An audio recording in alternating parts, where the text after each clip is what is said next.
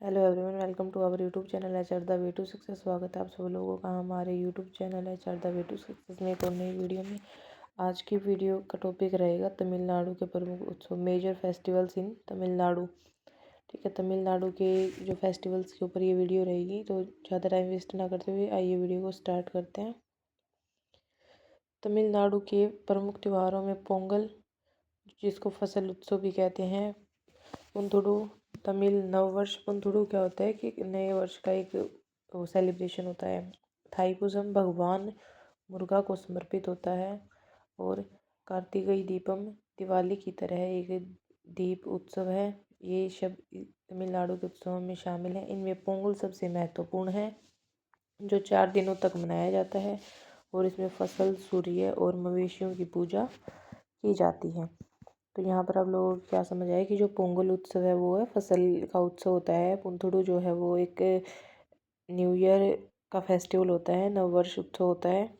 थाईपुसम भगवान मुरुगा को समर्पित होता है। ठीक है, भगवान मुरुगा के लिए थाईपुसम त्यौहार मनाया जाता है। कार्तिकेय दीपम एक दिवाली की तरह मनाया जाने वाला त्यौहार है और इनमें पोंगल सबसे महत्वपूर्ण है। पोंगल 4 दिनों तक मनाया जाता है और इसमें फसल, सूर्य और मवेशियों की पूजा की जाती है। वीडियो के लास्ट में मैं आपको पोंगल के जो ये 4 दिनों तक मनाए जाते हैं, चारों का अलग अलग महत्व मैं आपको लास्ट में बताऊंगी। तो वीडियो को स्किप बिल्कुल ना करें, एंड तक ज़रूर देखें। तो आइए चलते हैं प्रमुख त्योहारों का विवरण। सबसे पहले पोंगल। पोंगल तमिलनाडु का सबसे प्रमुख और भव्य फसल उत्सव है, जो आमतौर पर 14-15 जनवरी को मनाया जाता है।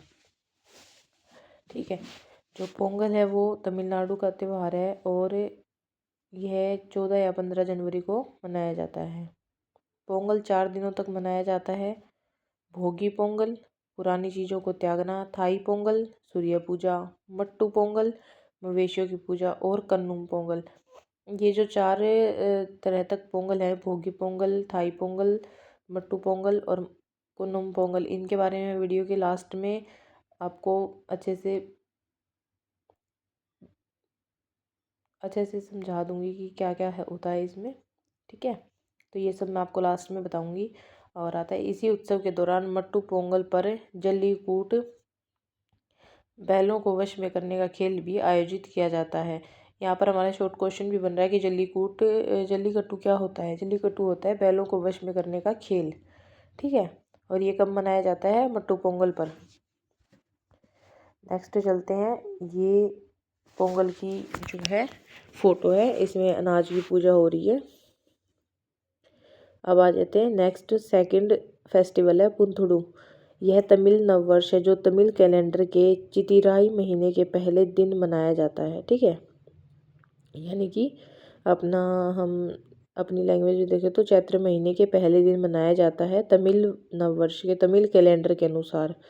नेक्स्ट है, इस दिन परिवार के सभी लोग मिलकर उत्सव मनाते हैं। इसे सौर कैलेंडर के आधार पर मनाया जाता है। ये पुंथुडू की जो है फोटो है, इसमें डांस वगैरह किया जाता है। नेक्स्ट थर्ड है हमारा थाईपुसम। थाईपुसम फेस्टिवल भगवान मुरुगा को समर्पित एक महत्वपूर्ण त्यौहार है। इसे वाइटावर चांगल्याचा विजयाचा हा उत्सव, बुराई पर अच्छाई की जीत का उत्सव के रूप में मनाया जाता है। ठीक है, यानी कि जो थाईपुसम फेस्टिवल है वो हमारे दशहरे की तरह मनाया जाता है। बुराई पर अच्छाई की जीत का उत्सव इसको बोला जाता है। ठीक है, इसे वाइटावर चांगल्याचा विजयाचा हा उत्सव भी कहा जाता है, जिसका अर्थ है कि बुराई पर अच्छाई की जीत का उत्सव। ये थाईपुसम की जो है फोटो है, ये भगवान मुरुगा की फोटो है। ठीक है, नेक्स्ट चलते हैं, कार्तिकेय दीपम। यह एक और महत्वपूर्ण त्यौहार है, जो तमिलनाडु में दीपक जलाकर मनाया जाता है। तमिलनाडु का यह त्यौहार हमारे दीपावली की तरह मनाया जाता है। इसे तमिलनाडु में दिवाली के समान ही उत्साह के साथ मनाया जाता है। ये है कार्तिक दीपम की फोटो। नेक्स्ट अब हम आ जाते हैं पोंगल के 4 जो प्रकार हैं उनके बारे में हम जान लेते हैं। मैंने आपको बोला भी था कि वीडियो के एंड में बताऊंगी। तमिलनाडु अपने मंदिरों और जीवंत संस्कृति के लिए माना जाता है, जहां कई प्रमुख उत्सव मनाए जाते हैं। इनमें सबसे महत्वपूर्ण पोंगल है, जो फसल कटाई का त्यौहार है। पोंगल। पोंगल तमिलनाडु का सबसे प्रमुख और बहुदिवसीय फसल उत्सव है, यानी कि 4 दिन तक जो है पोंगल मनाया जाता है, जो आमतौर पर 14 से 17 जनवरी के बीच मनाया जाता है। यह त्यौहार सूर्य देव को अच्छी फसल देने के लिए धन्यवाद के रूप में मनाया जाता है। तो बेसिकली पोंगल जो है फसल कटने के बाद मनाया जाता है और सूर्य देव की पूजा इसलिए की जाती है कि सूर्य देव को अच्छी फसल देने के लिए धन्यवाद करने के रूप में पोंगल मनाया जाता है।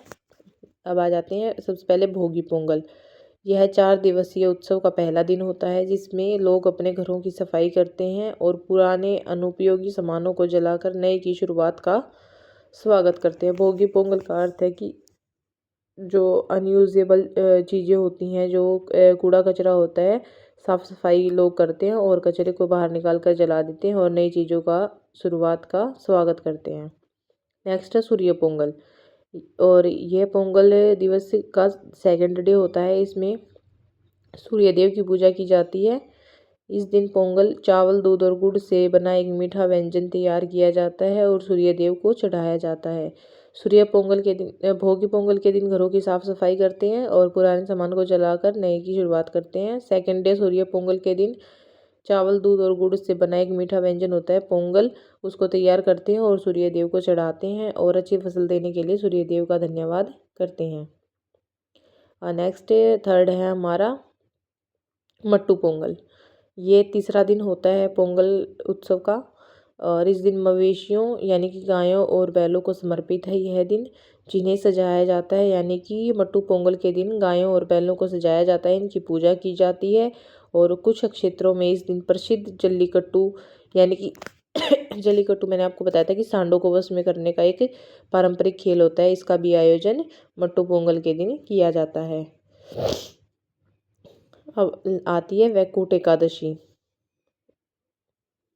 यह एक महत्वपूर्ण धार्मिक त्यौहार है, विशेष रूप से श्रीरंगम के रंगनाथ स्वामी मंदिर में, जिसे स्वर्ग द्वार के खुलने का प्रतीक भी माना जाता है।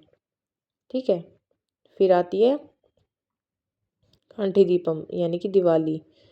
रोशनी का त्यौहार दिवाली भी तमिलनाडु में बड़े उल्लास के साथ मनाया जाता है।